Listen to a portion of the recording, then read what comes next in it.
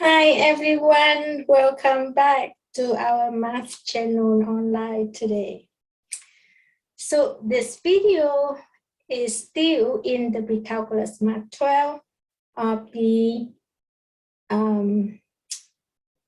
BC curriculum. It will be equivalent to Algebra 2 in USA and Advanced Function in Toronto, Ontario. And in this section, I will show you how to write an equation based on the given information. It could be a data, and it could be a sketching. And we will do both. The first question will be based on the data given, and the second question will be based on the sketch. So let's see how we can do it. I'm going to read the first question to you. A cosine function with a minimum at minus 4.6, 22. So this is the coordinate, right? The next minimum at the point 14.2, 22. And a maximum of 32 unit. Write an equation. Okay, so we know that this function have a minimum, and let's do something about this. Let's write down and see what happened. We have minus 4.6 and 22. So this is the minimum point. The next minimum, so if we start the minimum down here, and if we go up here, will be the maximum, right? And then the next minimum will go down back here again. So let me rewrite this a little bit. 4.6 and 22 is this point. Now we know that we have another minimum here at 14.2 and 22. So 14.2 and 22. Now we know that if we write the equation, what do we need? So let's write the form of it. Y equal A, and we want to do cosine, right? So A cos, B theta minus C plus D. So this is the transformation of the sinusoidal function. So we have two minimum points, which is stand for one cycle, one wavelength, right? One cycle. Now, to find the cycle from here to here, we base on the x-axis and not the y-axis coordinate, right? So you can see if we use the end point here, we subtract the beginning point, we get the one cycle here. So one cycle means the period. And one period here equals 14.2 minus. Now minus with minus, right, become plus. Remember, because end point subtract the beginning point. But our beginning point is negative. So minus and minus become plus 4.6. So this is our period. Our period equals 18.8. That is our period. And the periods here is also equal to formula 2 pi divided by b. And we know it equals 18.8.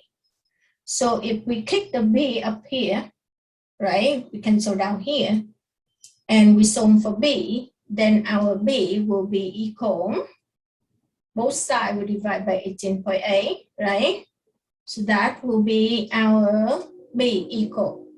So this is the value of our b.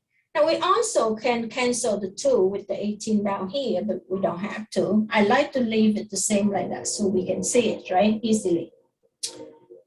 That rather than simplify, reduce to low fraction, but let's leave it like that way. So we know the B, which is we know this number. We have to know A. And how do we know A? Is say, and a maximum of 32. So we know at this maximum level, the X we don't know, but we know the Y is 32, right? From here to here. So can we calculate the amplitude? The A will be equal maximum minus minimum divided by 2. That's how we calculate the amplitude. Now our maximum is 32 minus the minimum is 22, right? We're talking about the y coordinate, and divide by 2. So which is equal 2 minus 2 0, 3 minus 2 is 1, divided by 2, so equal 5. So our amplitude equal 5. We know this. So all the way from here to here is 5 units.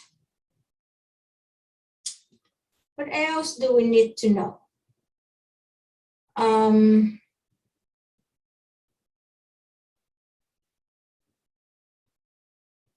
Okay, so we know the amplitude, we know the B value, we don't know the D, and how do we gonna find out the D level? Now A will be equal maximum minus minimum.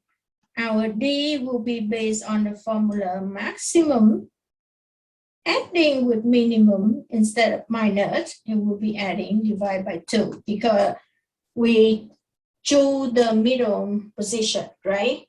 And our maximum is 32. Adding with our minimum is 22 divided by half. So how much is that? 2 add 2 is 4. 3 add 2 is 5. 54 divided by 2 is 27. Yeah. So our D level is at 27. Is that right? Now, if we do, yeah, so this is the mean position, the D level, and the D level equal 27. That makes sense because this is 32, so then this is 27, and down here is 22. It seemed to be correct, right? Actually, it's correct, not seem to be. So the mean, the D equal 27. Now we know, right? Can we write the equation now? Let's take a look to find the C letter here. Do our wavelength shift to the left, shift to the right, and how are we going to write it? If we write as a cos function, right, we can start from here. And if we start from the minimum point instead of the maximum point, we have to consider the reflection of it, right? Because the cos way is supposed like this. But now we go like this instead, right? So again, the shape like a reflection of it, so it will be negative. And if we start at this point, the shift anything is minus 4.6. Original at its 0, now it at minus 4.6, right? So that is the shift. If we start from here, so we can write the equation like it shift to the left, right? Because that's minus, as y equal our A equal 5, but we're going to make the reflection, so minus 5 cos. Our B is 2 pi over 18. And angle theta, the shape is minus 4.6, which is plus 4.6. And now D is 27. So this is the equation we're supposed to write. No problem, right? Everyone get it. Okay, so that is how you do. Let me show you how to do the question 2. The question 2 will say, give 2 appropriate sinusoidal functions from a graph below. It means that we have to do both sine and cosine. First of all, let's analyze what is the amplitude and what is the D level here. So let's make observation. We have a maximum level at the coordinate 4, 12. We have the, in the middle, it's not really a minimum level is right here, but we don't know this coordinate, right? We don't know the minimum, we only know the maximum. Okay, so how it's going to help if we don't have the minimum and the maximum? Let's look at the given information they tell us. They say at this point we have a 19 minus 2. Minus 2 is this y coordinate, right? The y, this is the x coordinate. Now this is the y coordinate at this level. So it means the D level here actually is minus 2. Because look, this is the mean position, right? And this coordinate right here is at the mean position. So we have to make observation when we do anything like this, right? So now we know the D level, the mean position right here, because it divides the graph by half, right? And this coordinate indicate the y here is minus 2. It means this level here, the y is minus 2. It means the 0 up here somewhere, right? Assume like that, 0 up there somewhere. Or maybe a little bit here. 0, okay? Now, we have the maximum at 4. And so if we have the D, is that to help to find the minimum level. Okay, think about the minimum. The minimum can be equal the D level, right? Minus the amplitude, if we know the amplitude, right? Because from here to here is amplitude. If we know the distance from here to here, we just use this distance, subtract this distance, then we get down here, the down level right here, right? Then we will know the minimum. But how do we know the amplitude? The amplitude will be equal, let's put it in, maximum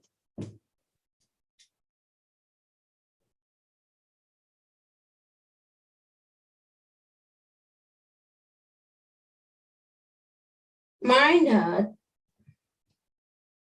so the maximum, if we minus D level, we get the amplitude, isn't it? In other words, we can say maximum equal the D level adding with the amplitude. Then we get the maximum, right? And our D level is equal minus 2. Adding with our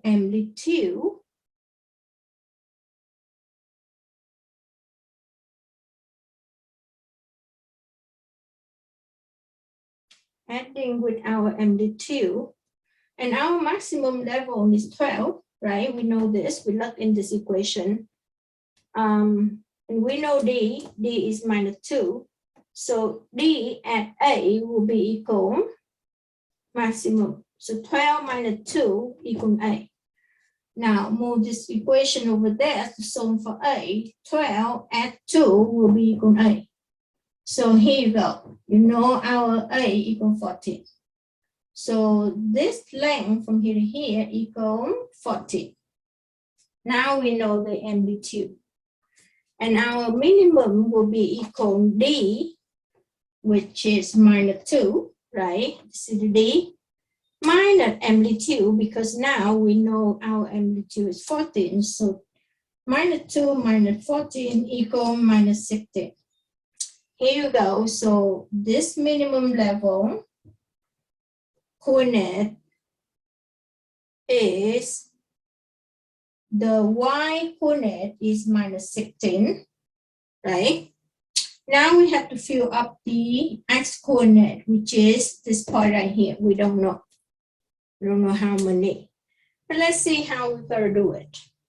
Now, if you notice from here, from this point to this point, right? Then we know this is at 4, right? Because the coordinate here indicates this point at 4. The coordinate here indicates is 19. And how many portions we have here? 1 portion, 2 portion, 3 portion. So from here to here is 3 portion, which is 19 minus 4.